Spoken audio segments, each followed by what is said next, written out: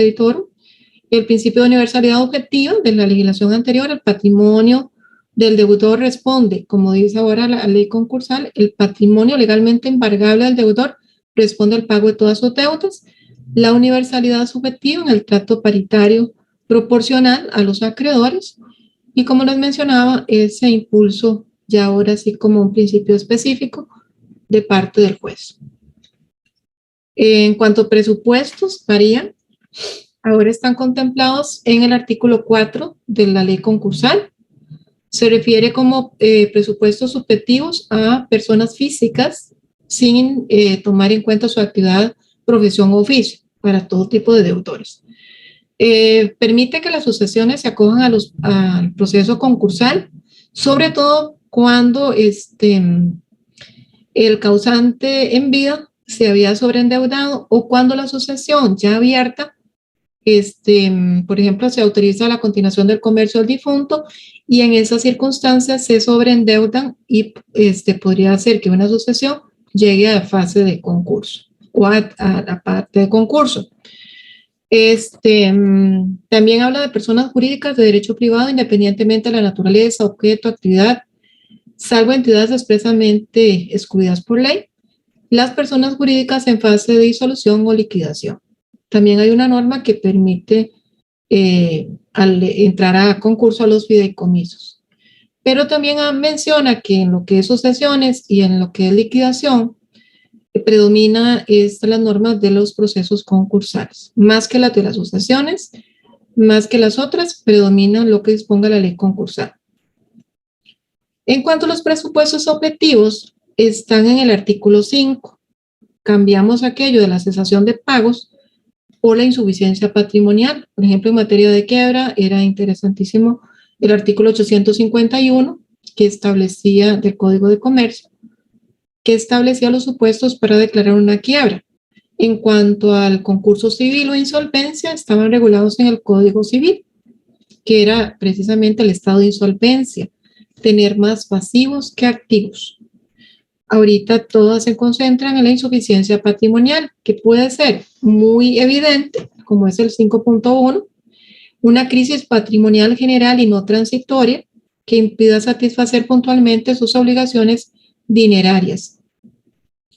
Cuando sea inminente su insuficiencia patrimonial.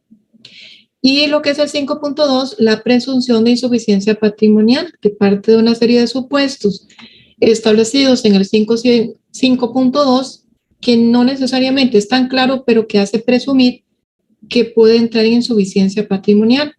El 5.2 es más utilizable por los acreedores, porque parte de lo que yo estoy viendo desde afuera.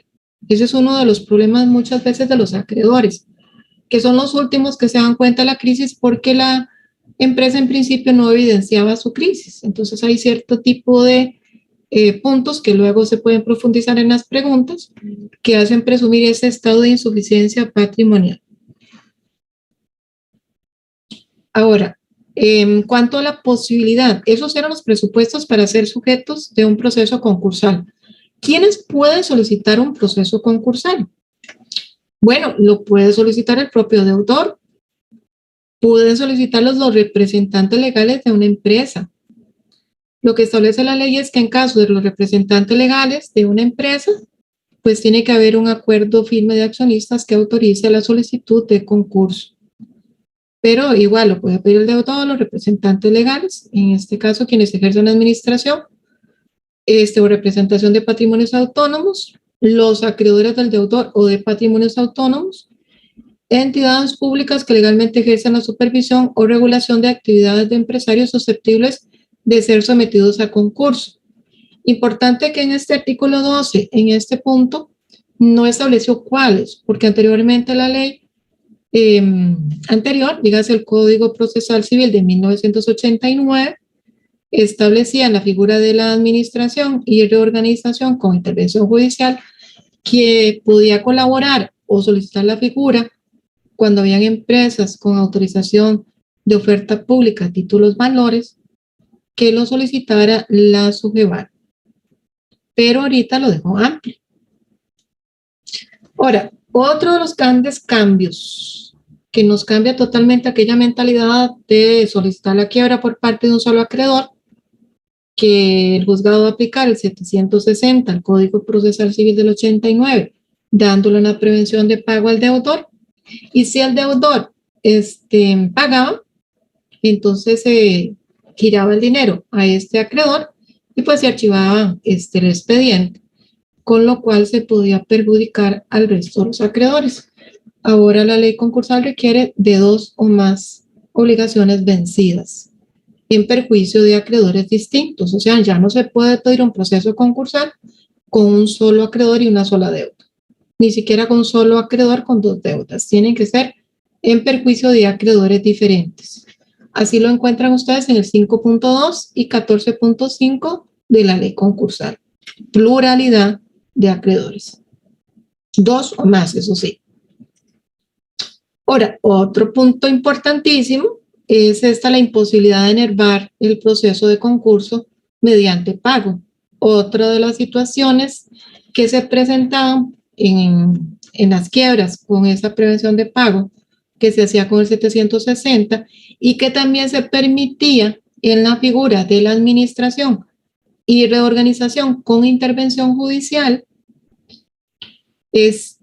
cuando el acreedor solicitaba la figura y el juez le concedía días al deudor o empresario para que se manifestara, y una de las posibilidades era que este empresario, este deudor, dijera, bueno, le voy a pagar a usted, y se archivaba el expediente, en cuyo caso pues también se perjudicaba al resto de los acreedores que no se habían dado cuenta ni siquiera de esa solicitud de administración y reorganización con intervención judicial. Bueno, otro de los grandes temas que también se criticó mucho con la legislación pasada eran los honorarios de los personajes. Yo aquí solo menciono al curador, pero también debemos recordar que en la figura del ARIC o administración y reorganización con intervención judicial existía el personaje del interventor, que era un personaje bastante ambiguo, porque decía que era una persona intachable, que supiera el giro de la empresa, pero no pedía ningún tipo de título universitario ni preparación específica. Ese personaje era de la figura del ARIC, el famoso interventor, que estaba ayudado, si no lo recuerdan, los que conocen un poquito la materia, por un comité que estaba integrado por 2 representantes de los acreedores, un representante de los trabajadores y su suplente, y 2 posibles asesores, depende de la complejidad de la empresa. Entonces, estos personajes en esta nueva ley concursal desaparecen, y desaparecen, bueno, usted dice, ahí está el interventor.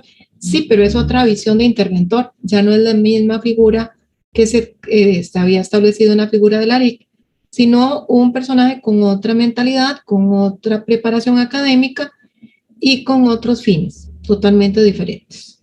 Entonces, ¿por qué se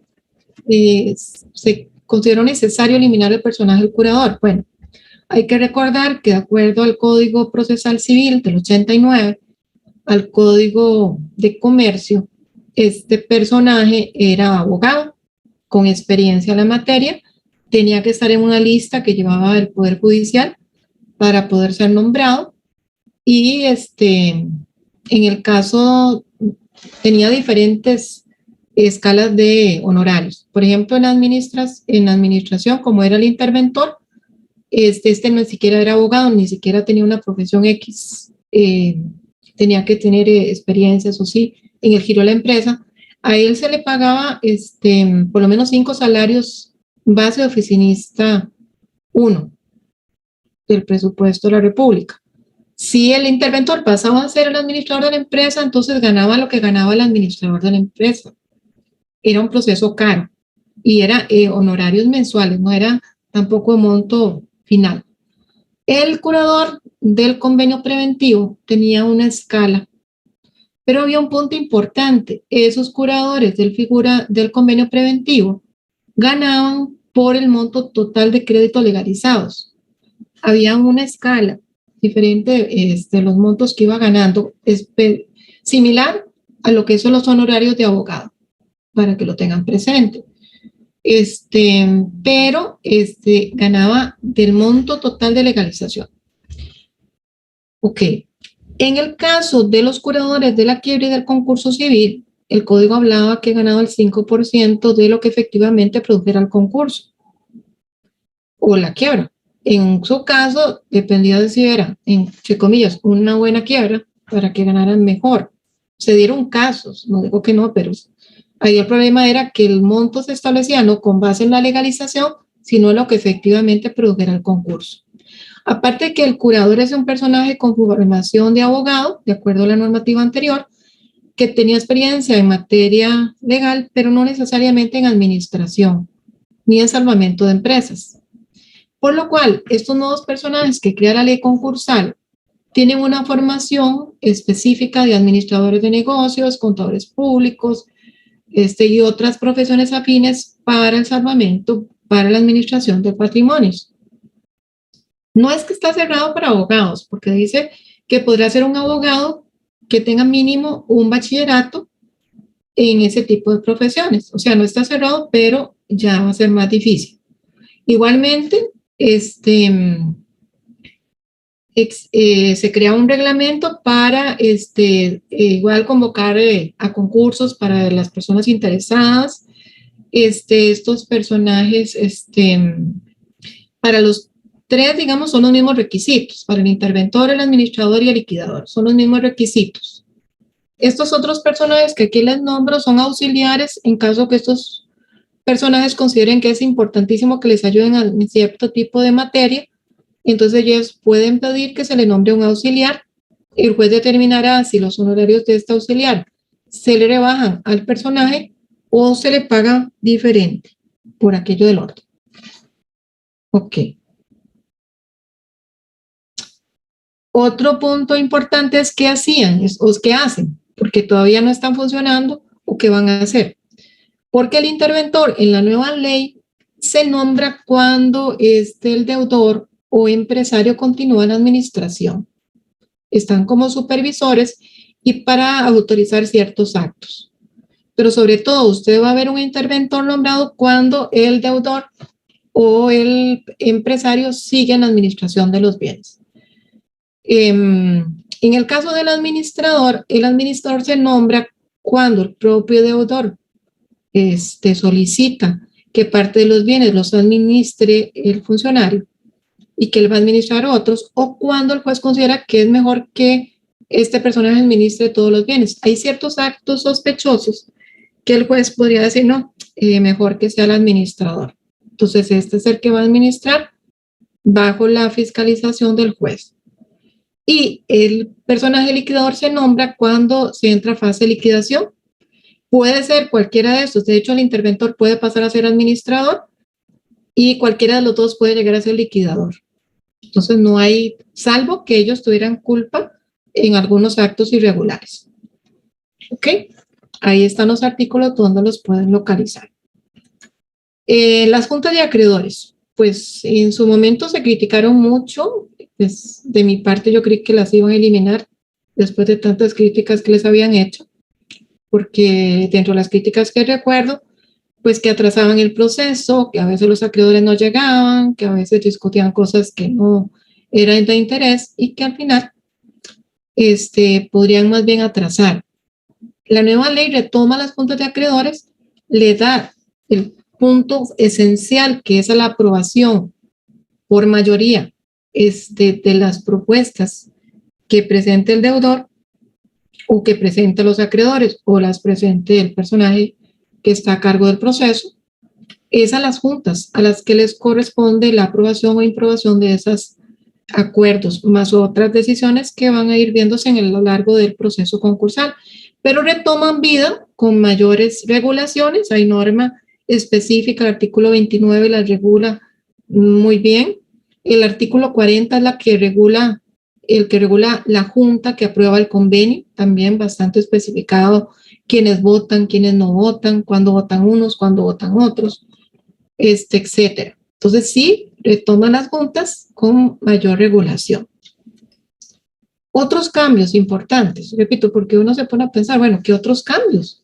Hay muchos, de los cuales don José Rodolfo les va a profundizar, pero hay nuevas formas de liquidación del patrimonio. Esto de crear la posibilidad de que una empresa en crisis se venda en marcha. Recuerdo que en una charla que dio don José Rodolfo él mencionaba un caso que se había dado con la legislación pasada, pero fue excepcional. Ahora ya se permite como una forma normal de liquidación. Puede ser la empresa cerrada, pero total, o puede ser parte de la empresa, o pueden ser ciertos bienes de la empresa. Entonces hay formas diferentes y también el orden prioritario en que se tienen que ejecutar. En cuanto en un proceso que se basa fundamentalmente en arreglo, es fundamental que se permitan que las propuestas de arreglo sean amplias. Y aunque en principio estas provienen y se le va a dar prioridad a las que vengan del deudor, las propuestas también pueden provenir de los acreedores, de algunos acreedores, puede ser de varios, pueden provenir de terceras personas que quieran inclusive participar para tomar la empresa luego y ofrecer una mejor propuesta a los acreedores, o incluso por la experiencia que tienen los personajes del interventor, administrador o liquidador, pues ellos también pueden sugerir propuestas. Entonces es una ley totalmente abierta al arreglo, a sentémonos a negociar, a esto no necesariamente tiene que terminar mal.